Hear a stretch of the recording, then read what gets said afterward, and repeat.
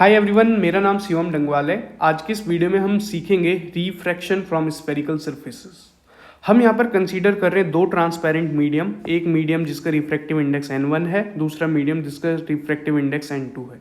Okay, जो boundary है इन दोनों मीडियम की, that is a spherical surface जिसका कुछ रेडियस होगा and that radius is referred to as capital R। Okay, अब हम यहाँ पर एक प्रिंसिपल एक्सिस को प्लॉट करते हैं like this is the principal axis, जहां पर कोई ऑब्जेक्ट O प्लेस्ड है। Okay, this is what pole, this is centre of curvature. Let us consider कि कोई ऑब्जेक्ट से एक इंसिडेंट हो रही है एक रे like this. Okay, and this is making an angle of alpha. जिस पॉइंट पर ये मीट कर रही है वहां से अगर हम हाइट प्लॉट करें, that is height h, and जहां पर ये मीट कर रहे हैं that is the secondary pole which is referred to as p dash. Okay, now let us assume like this a ray, a dotted ray which I am representing towards the center of curvature, passing towards the center of curvature as follows. Okay, now we will refer this angle as theta1 and we will refer this type of angle which we will be representing later, but on refracting this ray, let us consider this ray, जो ये वाली रे है, this is the incident ray, ये कहीं पे refract होगी।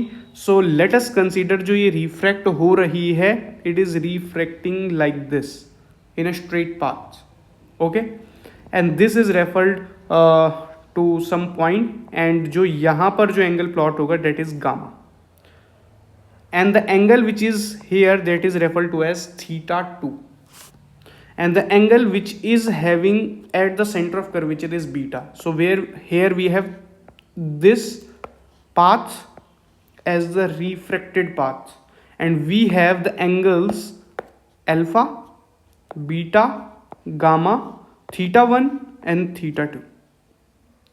we know जो डिस्टेंस अगर हम पोल और ऑब्जेक्ट के बीच में लेते हैं that is denoted by u, small u, और जो डिस्टेंस हम डिनोट करेंगे here from the pole towards the centre of curvature is radius of curvature, that is denoted by capital R as mention.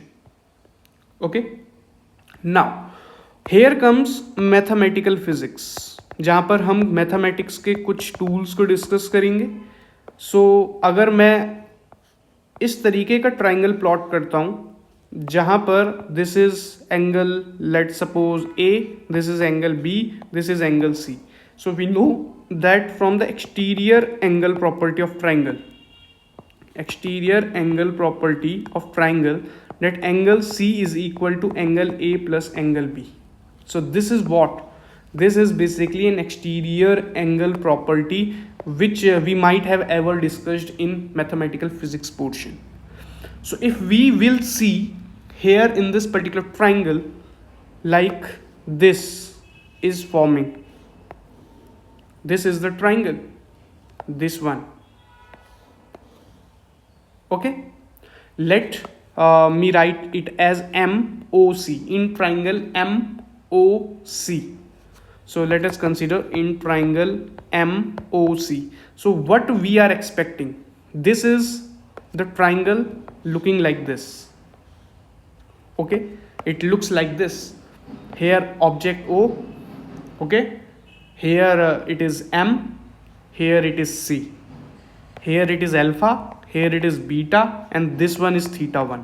तो ये भी तो एक्सटीरियर एंगल प्रॉपर्टी हो गई, जहां पर हम क्या रिप्रेजेंट कर सकते हैं, θ1 is equal to alpha plus beta as पर the exterior angle property of triangle. I hope that it is clear. Now अब अगर हम इस वाले ट्राइंगल पे फोकस करते हैं, let us consider this as a point Z। अगर हम यहां पर कंसीडर करते हैं इस पर्टिकुलर ट्राइंगल पे MCZ पे, MCZ, so I will write in triangle MCZ. So what's the particular shape looks like, it looks like this one. Okay, so what it is mentioned here, this is M, this is C, this is Z. The angle on Z is gamma, this is beta, and this is theta 2.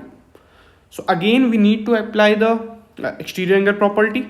So what we get, beta is equal to theta 2 plus gamma, and if we write theta 2, we get beta minus gamma from this particular relation, and we have got the value for theta 1 and theta 2 in terms of alpha, beta and gamma.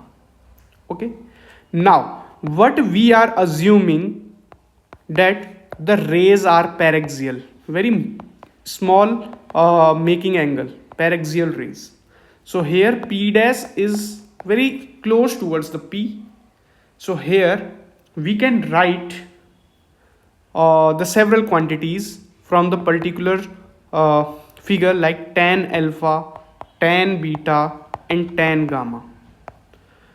And we need to ensure that कि हम यहाँ पर sign convention को use करेंगे. Sign convention use is must, is compulsory.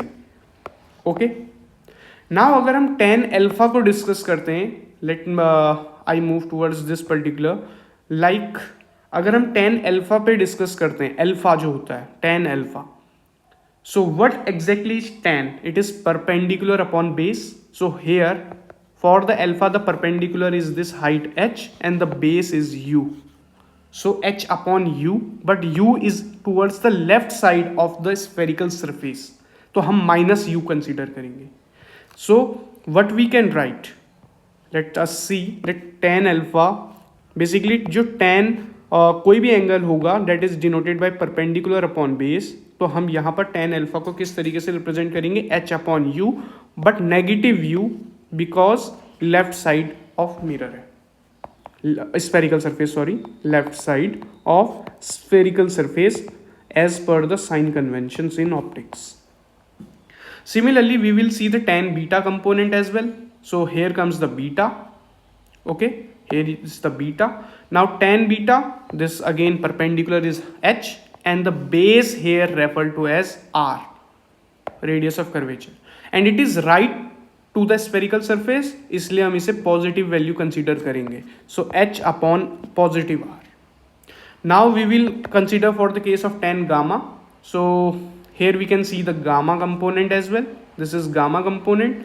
अब gamma के लिए अगर हम इस ट्राइंगल के ऊपर फोकस करते हैं, like this,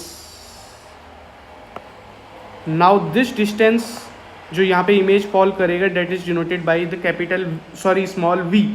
सो हम यहाँ पर जो tan गामा बोलेंगे, it can be written as perpendicular is hypotenuse and base is v. So h upon positive v because it is towards the right side of the spherical surface. Now we need to apply the Snell's law. We know that Snell's law refers to as the second law of refraction of light. We know that n1 sin theta 1 is equal to n2 sin theta 2. Clear? Now we have assumed that rays are paraxial, very small. We have already assumed that. So theta 1 and theta 2 are very, very small. So if they are very small, therefore sin theta 1 referred to as theta 1 and sin theta 2 referred to as theta 2. Similarly, alpha, beta and gamma are also small. So we can consider tan alpha as alpha, tan beta as beta and tan gamma as gamma. And we also assume that P dash is very close towards the P. Now we need to apply the Snell's law in this particular segment of this particular derivation part.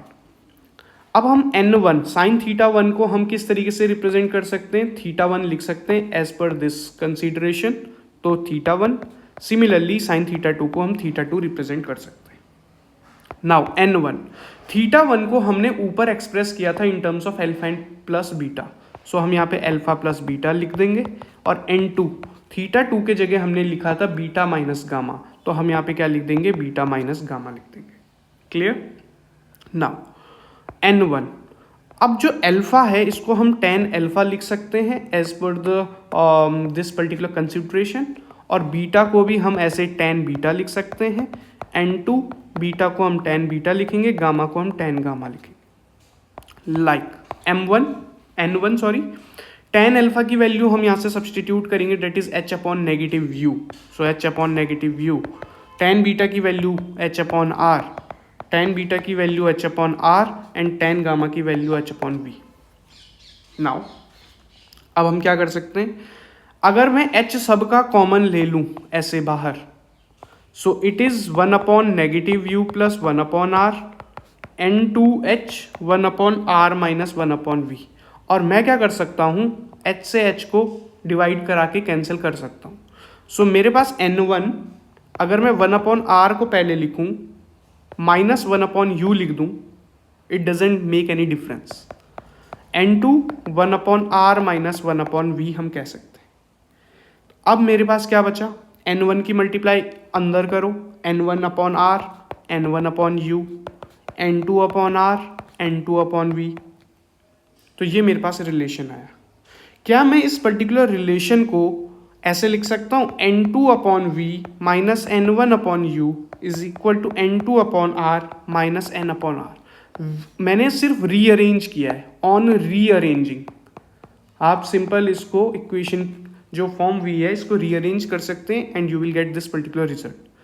क्या मैं इसको further एक इस तरीके से लिख सकता हूँ, N2 upon v minus N1 upon u is equal to N2 minus N1 upon R. जो मेरे पास ये रिलेशन आया है, this is very important and this shows refraction at spherical surfaces. जो स्फेरिकल सरफेस है उस पर रिफ्रैक्शन किस तरीके से हो रहा है, और ये पैरेक्सियल रेज हम कंसीडर किया था। We have just assumed the case for the paraxial rays, यहाँ पर जो एंगल सबटेंड कर रहे हैं that is very very small.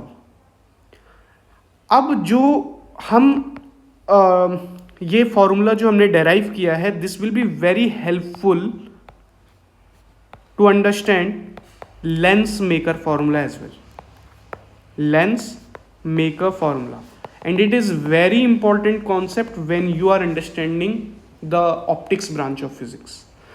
So in the next video we will be going to discuss the lens maker formula, how it needs to be derived.